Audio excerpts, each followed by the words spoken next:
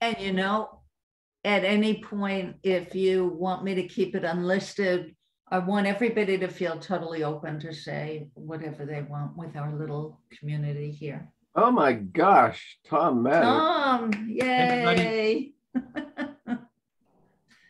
Tom, you're in Oregon, right? Yes. Yeah. Tom, you feel like an old friend to me, and I have never met you. Yeah, well, we'll have to meet somewhere in Oregon. I'd love to. Yeah, that would be very I fun. have a place for us to meet. It's in the Dominican Republic.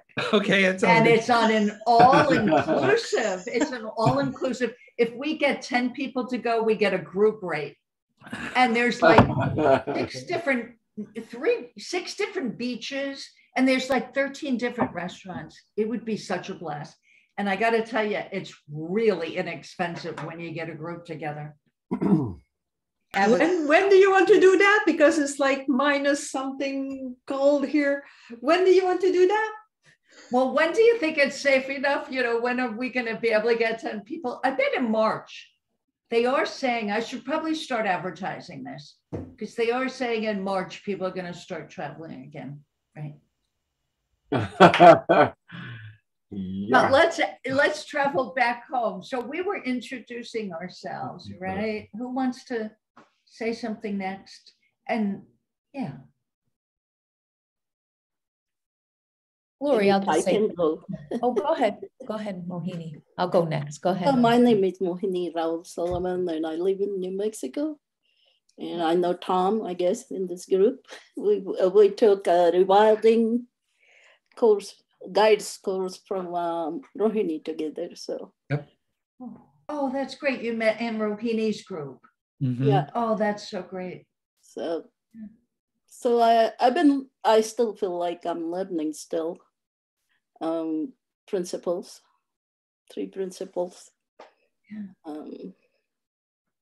And I love when I asked you, Mohini, how did you hear about Mystery School? You said it was when Lynn and I were on the webinar. Yeah. Do you remember what it was about that webinar that? I really don't remember, but I thought maybe I should come in and join the Mystery School. And I learned some more. Well, I think that's that openness that Lynn and I were talking about. Mm-hmm. Yeah. Yeah. I think that when people are open, they really hear so much. Mm-hmm. So yeah. Thanks. So glad you're with us, Mohini. Who's next? I'll go, Lori. Hi, Lynn. everyone. I'm Lynn, and this is, I think, one of my first Mystery School meetings, so I'm happy to be here, and I'm teaming up with Lori. We're going to be teaching a course, but I live in Connecticut also, and fell in love with the principles about 3.5 years ago. Very life-changing. So you're always learning and growing and evolving, and it's infinite what you see. So it's never gets old, never gets old. Nice to see you, Tom. Yeah, you too. You too. Well, maybe I'll go next. Nice to see you. You're the star here, right? You see, everybody seems to know Tom. Go, yeah. Tom. And if not now we do.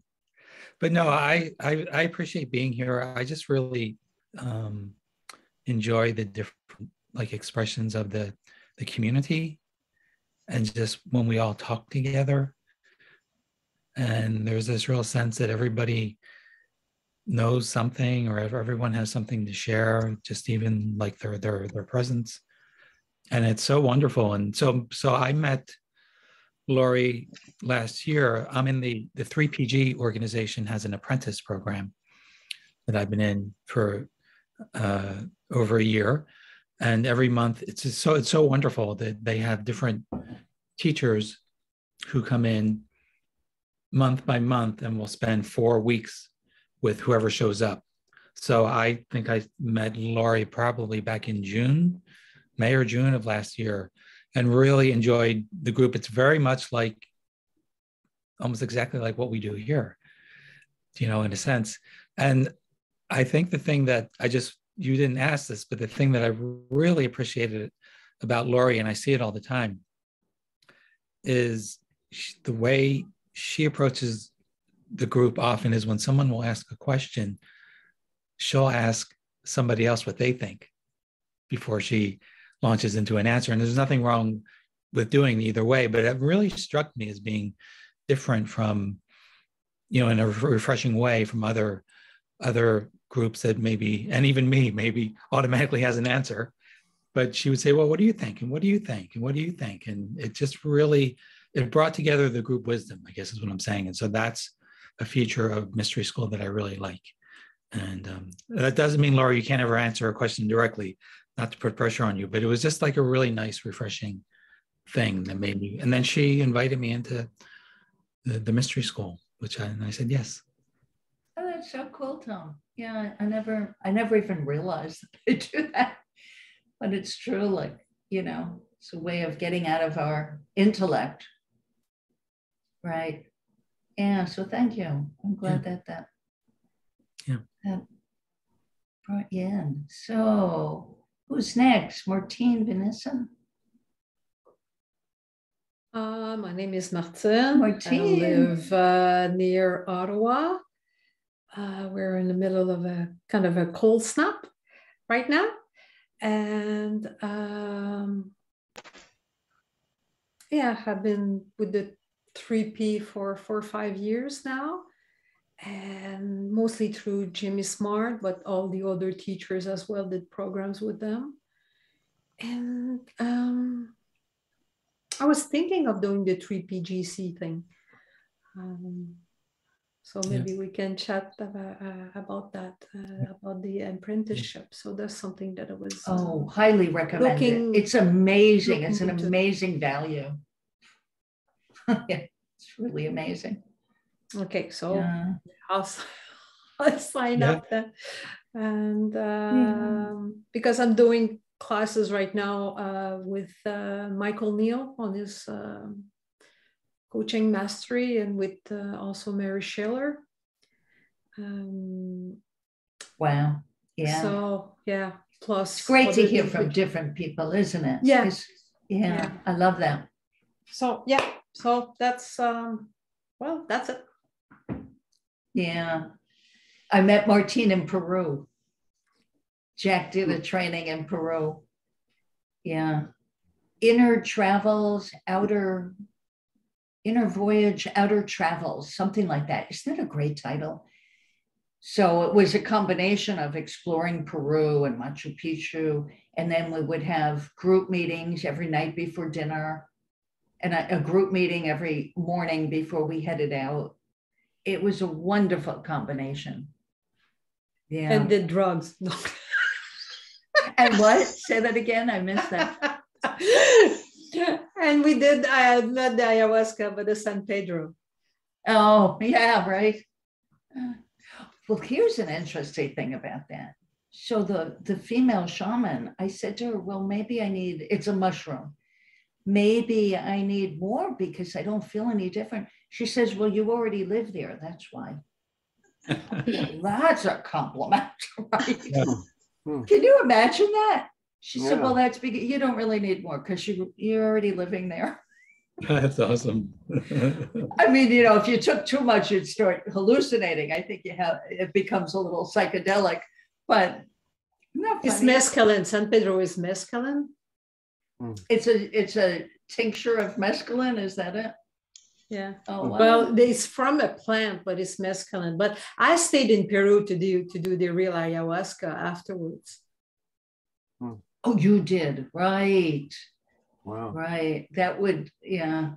Well, that's another story. So we got one more person left, Vanessa, before we get into, Syd Banks, your homework. Hi, I'm Vanessa. I'm from South Africa. My husband's just gonna give me a cup of tea. That's awesome. Is your husband going to join us? It's 11 o'clock at night, yeah. So, your husband's bringing you coffee, Vanessa? Yeah, I actually don't drink coffee. I drink only tea. It's too much for me. I wouldn't be able to do ayahuasca. I'd be completely gone.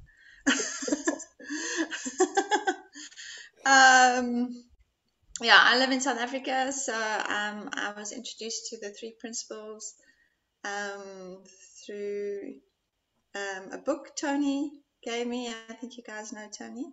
Mhm. Yeah. Yep. So I live in Sedgefield, in close to Tony.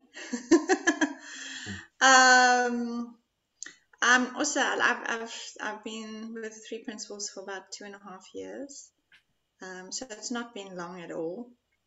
And only lately have I, actually through Laurie's group, I would say, I've started to really bring it into my heart. And it's just starting to unfold, and everything. My relationship with my husband has just been, it used to be a nightmare. I hope he's not here. He's gone. So, and now it's just like, yes, I don't know. I mean, been amazing. Just simply and I'm not forcing it on him. He's just experiencing it through this, I don't know what it is, just amazing spiritual life. Yeah, it's an amazing spiritual path. amazing. That's a great way to put Yeah, amazing. it. Well, so anybody bring a statement? Thank you all, by the way. That was really great. Anybody bring a phrase from one of Syd's books or something that has you a little stumped, and we can all talk about what it means to us? I think the one of the statements that Syd made that has been most powerful to me over the years is to just be yourself. Yeah. Just so what does that mean to you, Alan, to just be yourself? What does that mean? It means that this is ordinary and it's magic at the same time. I got a cup of coffee this morning from the local little espresso shop, and the woman in there is just great. You know, her name is Jade. You know, she's great. And I was telling her about this, about the philosophy. She was asking me about perfect misfortune in the book and stuff. And she said, well, so what is that philosophy? This is a coffee stand, right? So there are like lines of cars, and like she's busy. And she says, so, you know, give me your book in a minute. And what I said was, I said, Jade, when you were a little child, you knew everything you needed to know to create a world. It was very ordinary. And then as you grow older, you get memories and beliefs and ways of thinking and ideas that cloud that sometimes.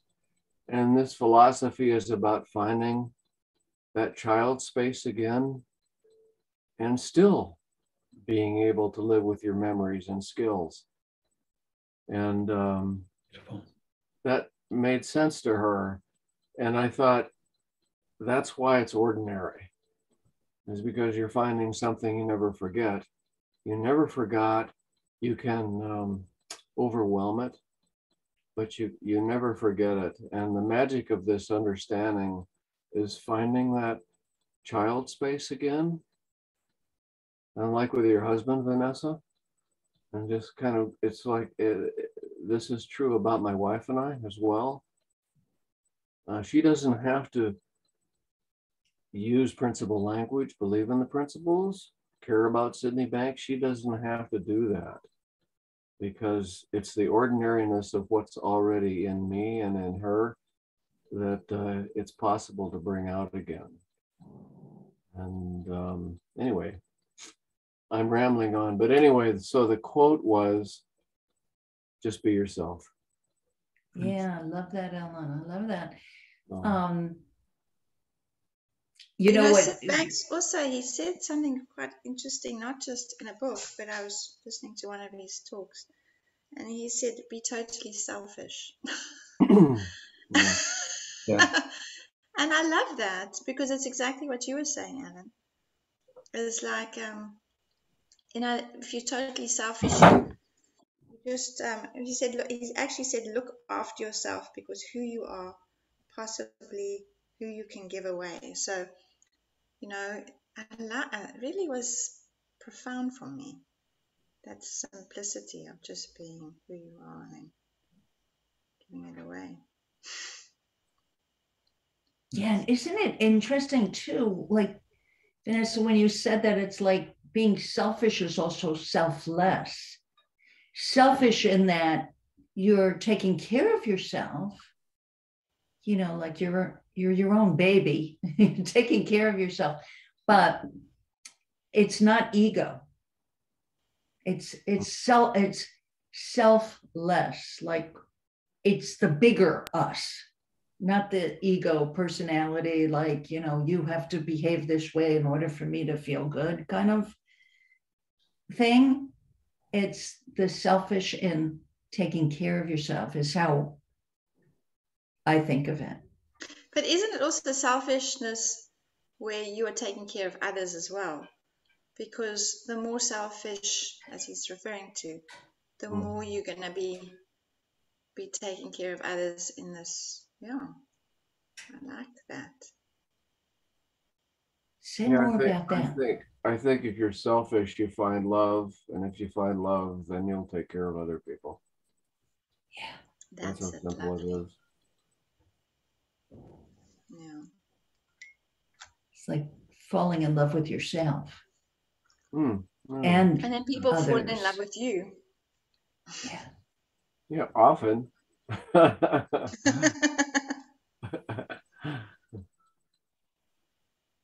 that's so great that you saw that. Yeah. And it's not like that one sentence changed the way you're behaving with your husband, Vanessa. It's just that how you're seeing things. It's hard to put into words, isn't it? Yeah, how you're it's seeing also, things. That thought thing, that, it amazed me that I could just see how when he's thinking and when he gets into a mood, for me to just back off and realize, what, he's allowed to feel emotion, even if I might not like it. Now I'm accepting it. Before I would like attack him, and now it's like, hey, he's got emotion. He's allowed that. Let him be. And then it just fizzles out. Yeah. So true. I had this thought the other day. I think it's a thought. I don't think it's an insight, but I was like, I don't know, we were on the way up skiing or something. I was feeling really good. And I thought, Alan,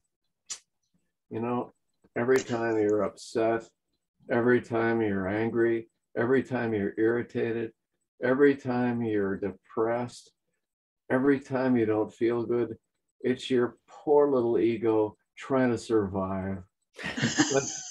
That's all it is. And so I kind of came to peace with this poor little ego thing. This is trying to survive. So I've been feeling lighter about that now. It just helped me lighten up a little bit about how real it feels when I don't feel good. It feels so real. That's just a poor little ego person. Sorry. I'm so sorry.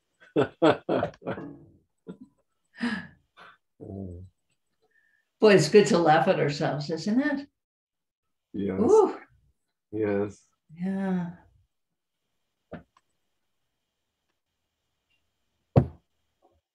So, you got a phrase? Anybody? Tom? Sure. One that's come up recently that I like, or it came up in some conversations that you sometimes hear about being one thought away. Yeah. One thought away that. from happiness. And when you hear that, or when I heard that, there can be, okay, I have to find a new thought, a happy thought. And then maybe sometimes you can, but sometimes you can't. And another explanation of one thought away is almost exactly what Vanessa just described.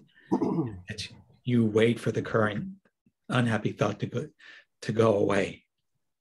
That's one thought away. or like one moment, it only takes a moment for a bad, ego, bad, whatever you want to call it, thought to go away, and you can feel something different. And that's just exactly what Vanessa so beautifully described in her story. Yeah. I think that takes any kind of pressure or effort off of it to find a particular thought or feeling. It's just, just the current one is passing. It's passing as soon as we see it, it's already passing. That's the thing. Like when I look at my mind, when I occurs to me for that to happen, it's already settling. Like it's in the process of settling as soon as you look at it. And that's what I've noticed.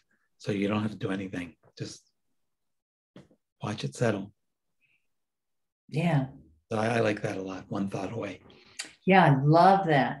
And, something really interesting happened to me about that. And it was kind of recently, like I'd say within the last year or two, that I had something happen. And then I realized, wow, that's what Syd meant. One thought away. And I could tell you when it happened. It happened, and some of you heard this story before.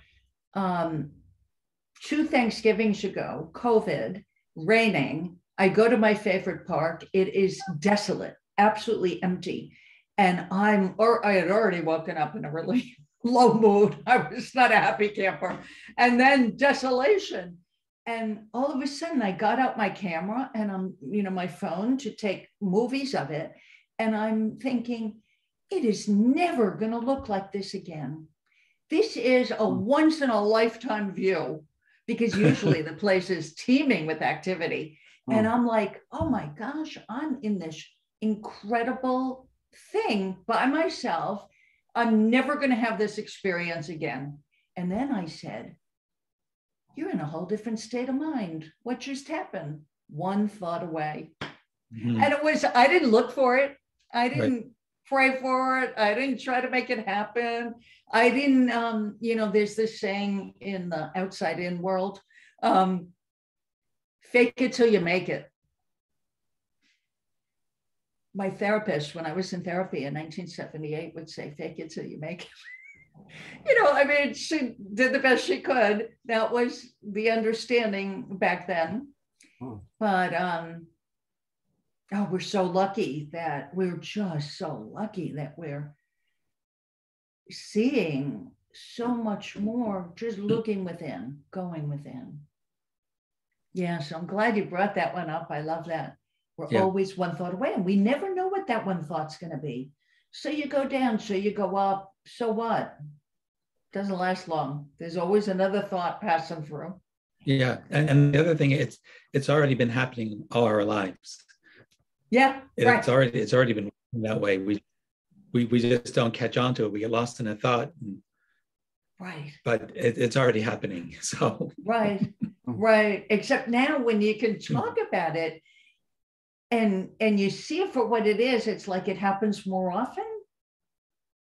Right? Like I'm more open to this knowledge, like the knowing that I'm only one thought away. So why beat yourself up about whatever thought you're in right now? Yeah. But it's isn't going to it change also anyway. nice that we have all these feelings that we can actually access and say, like, I don't know, recently I listened to somebody and it talks about fear. And I just realized how much of my life I've been running away from fear. It was amazing. And then I realized to experience fear, even coming on this for me is sometimes quite fearful. Like, what am I going to say? If I'm going to say it correctly? And, I'm not always that precise with my wording and how people are going to take you up. And, you got all these things in your head. Well, I do. I don't know if anyone else does. And then I just loved when I just realized, hey, I can actually feel fear and love it. Yeah. And realize I'm going to grow through it. Where I was always running away as fast as I could. Fear. Yeah, love that. Feeling fear and loving it. because it's just another feeling. I actually had that with feeling down. I was loving feeling down. Does that sound weird? Yeah. You know, because it's a human feeling, and it's It like, is. and the minute I was like loving feeling down, like I could just, you know, I don't have to get dressed. It was a day I didn't have to be anywhere. And it was something good about it. Deep, deep. I love the deep feeling. And then it was gone. Then I was laughing about something. And in the next moment. This strikes me as the process of waking up. And you know, as a child, I remember being awake. I didn't know very much, but I was awake. And then over the years, I fell asleep. And then sometimes I would wake up. And for me, I would wake up even skiing, you know, because I was in the present. And being in the present is an awake moment.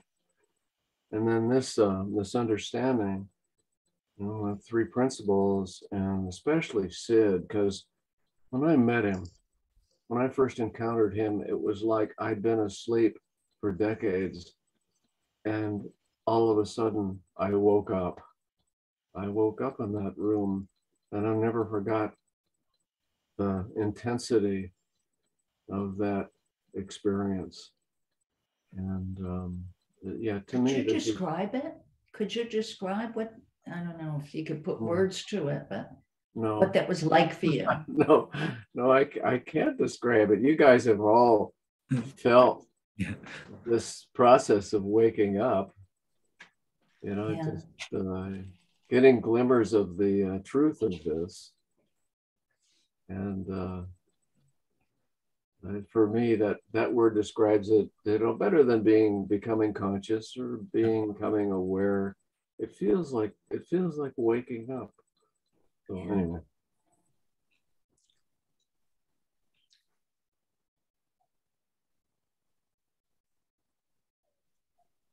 Who else?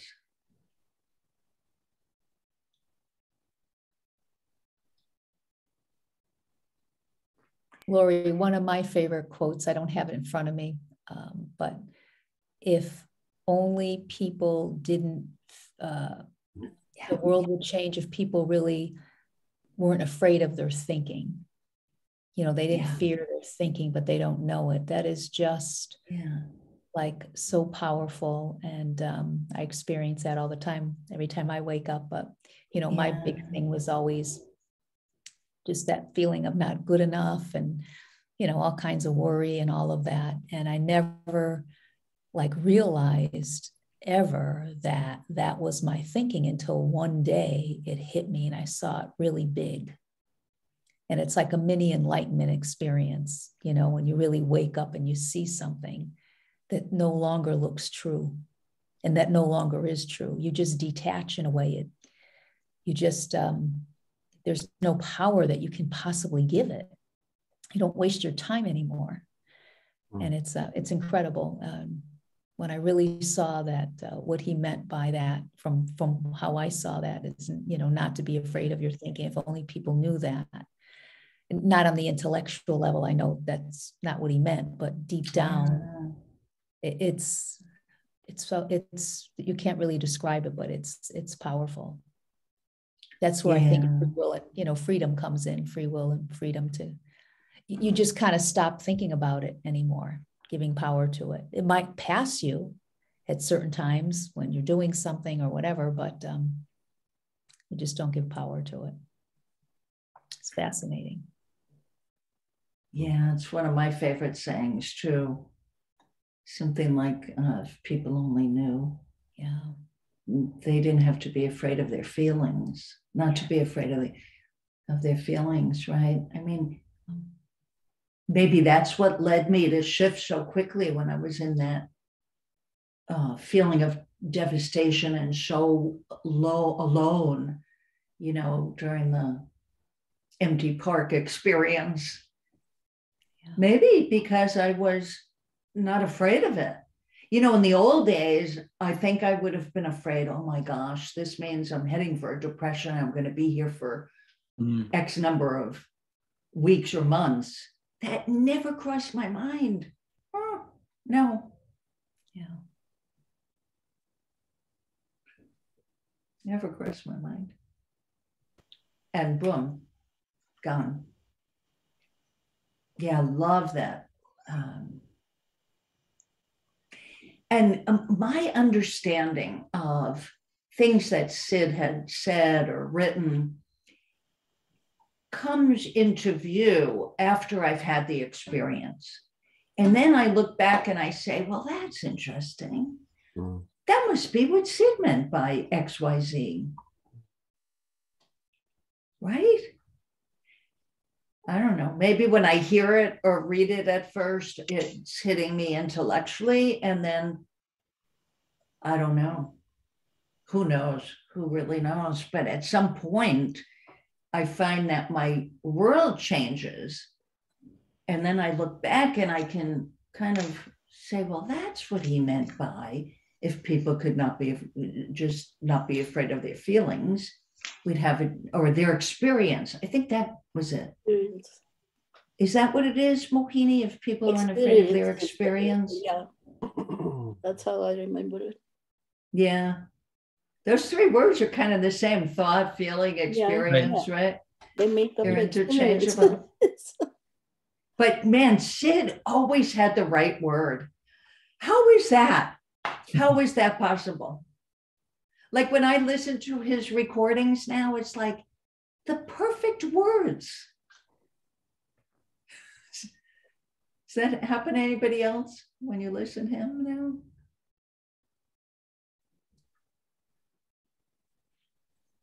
You know, and it wasn't ever planned.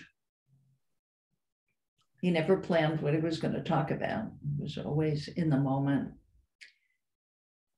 And like, I think, Lynn, you were saying, you know, his epiphany, we all have had that experience, just a microcosm of what Syd experienced, because that led to our shift. Right. And it's an insight. It's an insight that a sight from within. Yeah. Absolutely. You can't make it happen. Mm-hmm. It's just like being open and exposed to, I think, listening, hearing from Syd, getting together and talking about it. Yeah. Boy, if everybody knew this, right? Yeah. What a different world we would have. Yeah, that's true. Absolutely.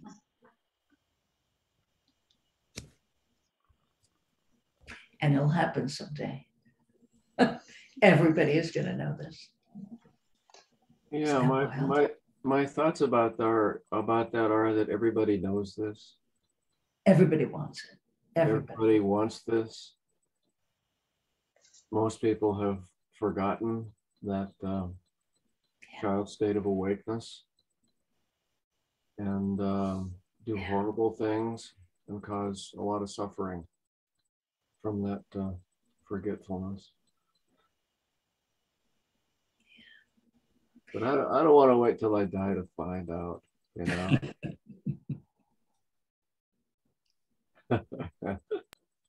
It's nice to know that I will. I don't want to wait. Yeah. It's nice to know that we're all happy now. I mean, for years I wasn't happy. And now I'm like, I'm really happy. And those people that do those terrible things, they're not happy. That's right. Yeah. Always one thought away from happiness, right?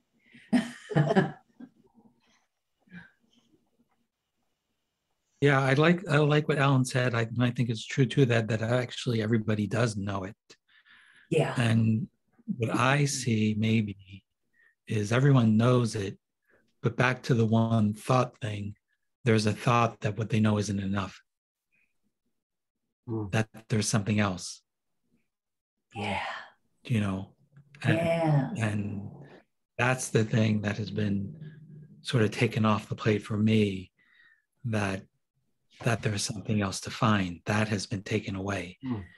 Because even when I go back and I'll listen to, you know, occasionally I'll just come across things of other, you know, just things in the world, and there isn't a search for like, oh, maybe there's something in you. You know, it's just what someone's saying is maybe interesting or not interesting, or, you know, I may resonate with or not, but there's not this sense of, oh, I'm missing something, now I'm going to find it. That was fueled so much, you know, and the fact that that has taken off is really nice, actually. And we've talked about this a little bit already too, and the fact that I can experience all of the ups and downs of life, and that doesn't mean anything. It doesn't mean that it doesn't mean that I don't know what I need to know. It doesn't mean that I need to find something different. So now when I go down, it's not like, oh, I'm just, you know, whatever. But it's not like I need to find something new. And that is such a relief to have that just take Man, away. Very cool. You know. you are not kidding, Tom. Yeah. Yeah. What a relief. Searching for the magic pill, Mm-hmm. right? Right. It's never ending, and it never gets you to where understanding can get you. That's it. So simple.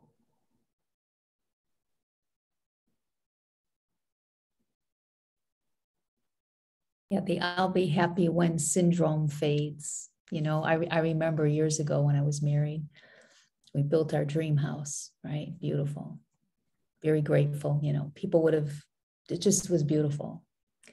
And just being in there at times, I would think, I'm not even happy. Like, you know, but right before I even knew about this, I thought, well, gosh, it just feels, I just don't feel right here. I don't feel happy. I feel like something is missing. So what? I have this house. And I couldn't never, you know, figure it out. And I mean, at one point I realized this can't make you happy, because if it did, I would be the happiest woman on planet Earth. It was just, and I can see where, because I went down that rabbit hole, you know, of I'll be happy when this is right. Then it's not, like Tom says, it's not enough. You know, you search for more and more, and it's just incredible. Now, you know, I always thought I had to live a grandiose life of what could make me happy. Now it's just very simple. I'm happier than I've ever been in my life, and I have, like, you know, minimal compared to where I was years ago, and it's just incredible. Hard to put into words, but I know everybody knows. But it's it's fascinating. It's so true. Mm. I know exactly what you mean. Yeah. Been there for sure. Absolutely. Wow. It's not in things. Happiness is definitely not in things, in our surroundings. Woo. Exactly.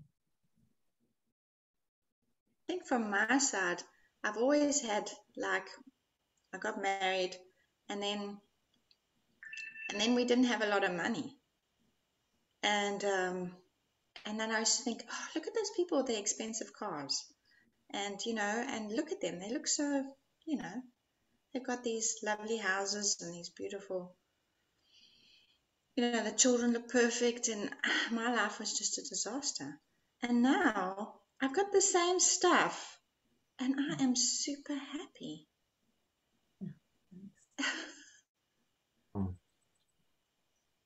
Yeah. Oh.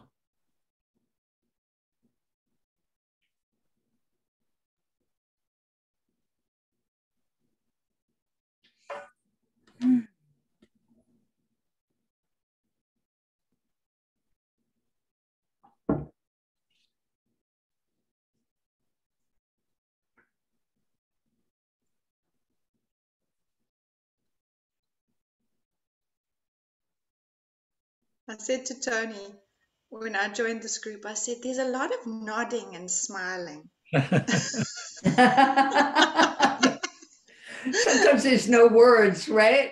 You can't really, it's just no words, it's just gratitude, right? That's how you can tell it's a what is group and not a how to group, right? Well, say more about that, Alan. Yeah, I've had a similar discussion with Lynn, but I want to hear what you have to say about the difference between a how-to group. This is not a, this is how you fix your life. This is a, here's the truth about life. And when you see it, you'll fix yourself. Well, I guess. I don't know. I just made that up, but.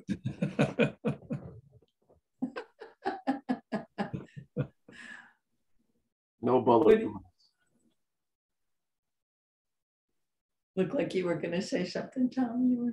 No, I was just enjoying that. Yeah.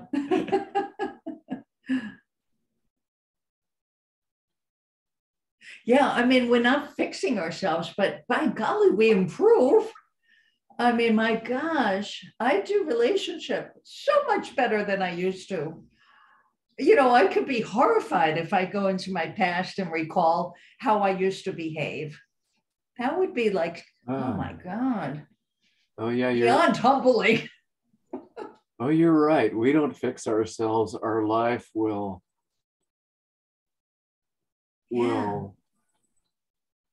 our life, not fix. Fix is a really bad word. Right. Our life will even improve isn't right. It's our life. I don't know. Do you think of a shift, word? maybe shift? It's really the inner world that shifts, somehow shift maybe, but I don't know if that's the right word, but I don't know. Falls into place, I guess, you know. Oh yeah, I like that. Something like that, yeah. Things fall into place. Huh.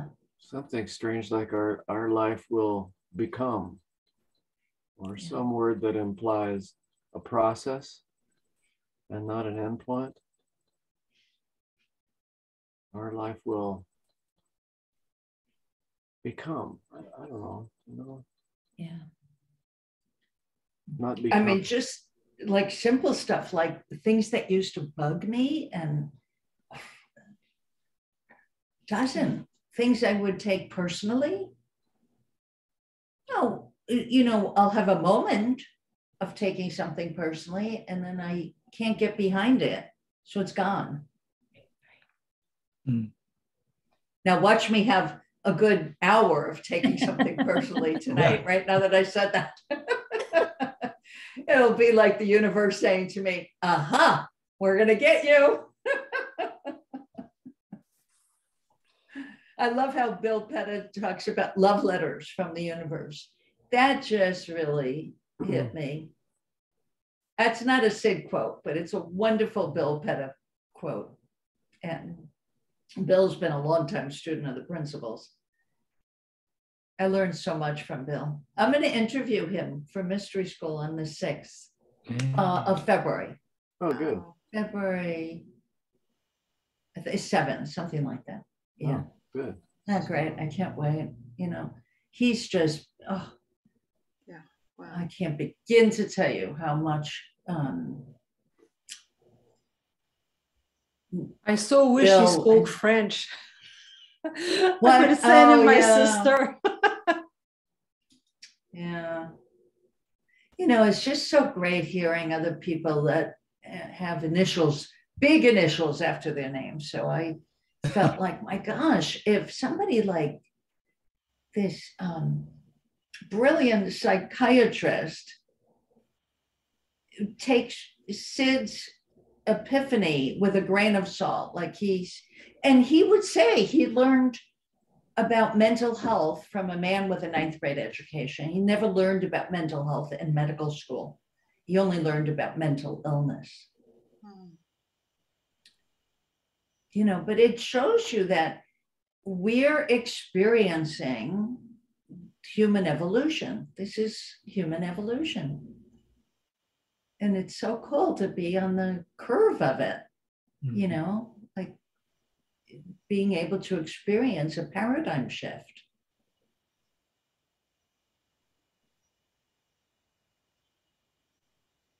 And how innocent, you know, like the psychologist I worked with when I was depressed, up until Syd. I mean, I met Syd and my whole life looked different. So I just continued 4 years, weekly sessions with a therapist who had a PhD, I mean, and a lovely person. But, I mean, I honestly cannot tell you one insight I had in 4 years.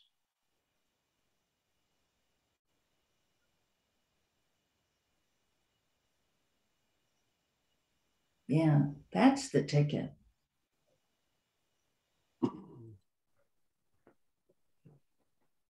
And you can't make an insight happen. You know, I think it's just being open to it.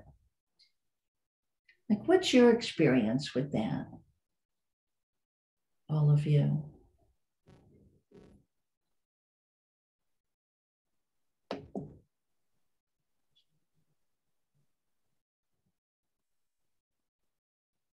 Like, how do you know when you have an insight? I remember So Syd. clarity. Oh, good. So I just feel very clear. You feel clear. Yeah. Your mind, like your mind it's just clears. yeah. Yeah.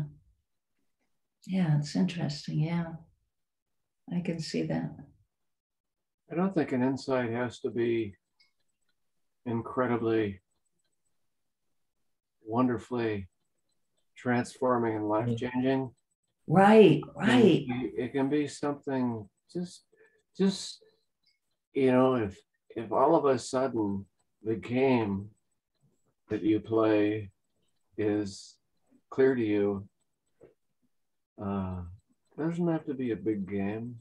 It could be this little ego friend game, you know, this little guy. Yeah. No, there's that rabbit hole again, Alan. And inside you just kind of go, oh. And if I fall into that rabbit hole again, it won't be quite as deep. I might even jump over that rabbit hole. Yeah. Little insights. I think we'd all love to have the insight that Syd had. And there you go. That's what I think we all wanted when we first met him back in the 70s. You know, he says, you can know what I know, right? Everybody can know what I know. So we thought, oh, well, okay. So how do we do that? How do we do that? Right. How do we do that? That's a how-to question. How do we do that? Yeah. Like it's a doing. Yeah. Just the little tiny insights are wonderful. I know you said an island of knowledge. I think that if you see a game you're playing, your life will change. You know. Yeah. Yeah. I love that. You know, I forgot about how he used to talk about it's the game. We're playing a game it's a game of life. Like, I'll give you an example. I have these two nieces. They're 17 and 18. One is in her freshman year of college.